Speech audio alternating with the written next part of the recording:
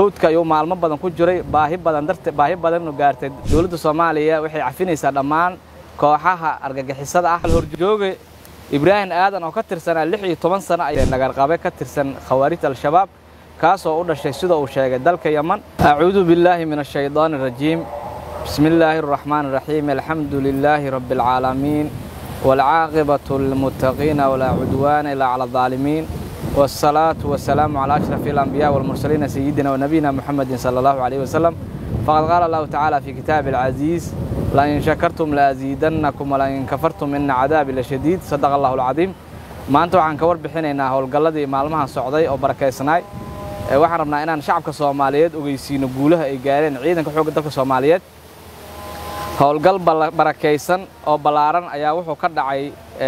inta u dhaxayso magaalooyinka Masagawaay iyo Cusweyne waxaana lagu dilay dhagar qabayaal gaaraya ilaa 30 qof waxaana lagu dhaawacay 10 kale halkaasna waxa lagu burburiyay saanad ciidan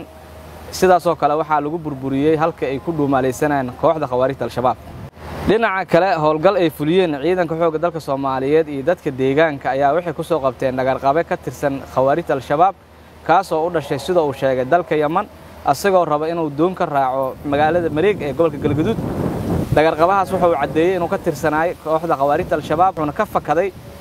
gacantii ciidanka xoogga dalka Soomaaliyeed dagaalkii maal hore ee lala galay khawaarijta al-shabaab ragii ka baxsaday uu ku jiray hawdka ayuu maalmo badan ku jiray baahi badan oo gaartay darteed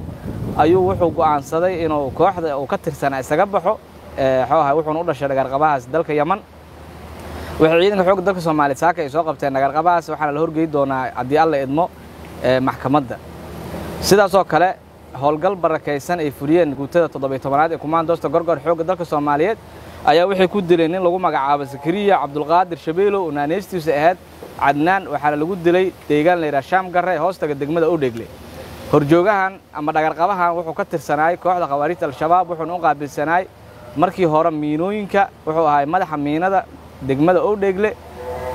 wuxuu dhibaatay jiray shacabka Soomaaliyeed haddana wuxuu ku magacaawnaay madaxa sakawaadka khawaarijta u qaabilsan deegaanka Bariire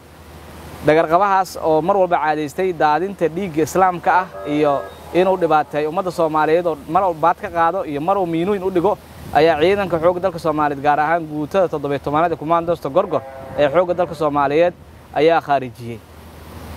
dhinaca kale toddobaadna waxa soo batay xubnaha ka soo haraya fikirka khawaarijta al-shabaab oo isku soo dhiibaya ciidamada qaranka Soomaaliya si ay uga badbaadaan gacanta ciidanka xoogga dalka Soomaaliyeed dadka deegaanka saaka waxa ciidanka xoogga dalka Soomaaliyeed gaar ahaan qaybta 6 isku soo dhiibay horjooga lagu magacaabo Isxaaq Sheekh Cali Cabdullaahi oo 14 sano ka tirsanaay kooxda khawaarijta al-shabaab sidaas oo kale horjooge Ibrahim Aadan oo ka tirsanaa 16 sano ayaa isku soo dhiibay laamaha amaanka degmada Waajid ee gobolka Bakool farxadka iyo kala cararka khawaarijta al-shabaab ayaa badanaya maalmahan bacdama ciidamadii xoogga dalka Soomaaliyeed dadka deegaanka ay badiyeen howlgallada barakeysan waxaan fariin guud u direynaa dhalinyarada la marhabaabiyay khawaarijta al-shabaab waxaan leenahay intii idin soo gaareen gacanta ciidanka qaranka waxaad ka faa'iideysataan cafiska madaxweynaha jamhuuriyadda Soomaaliya waxaad isku soo dhiibtaan ciidamadiina waxaad dib u la midowdaan shacabkiina Soomaaliyeed waxaan leenahay intii idin soo gaareen gacanta ciidamada qaranka iyo shacabka xaq u dirirka ah oo difaacanayo naftooda iyo maalkooda diintooda intii idin soo gaareen ka hor iska soo dhiiba gacanta cadawga waxaan isku soo dhiibtaan gacan aamin ah oo nabadgelyo ka shaqeyso oo idin dhaaratay oo idin ilaalinayso dawladda Soomaaliya waxay cafinaysaa dhammaan kooxaha argagixisada ah oo dhibaateeyo ummadda Soomaaliyeed markay go'aansadeen kadib inay isu soo dhiibaan gacanta ciidanka qaranka waxaan leenahay nabigeena kaleey salaatu wasalaam ayaa wuxuu yiri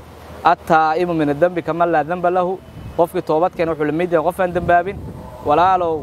ama walaalay isu soo dhiib ciidamada qaranka isu soo dhiib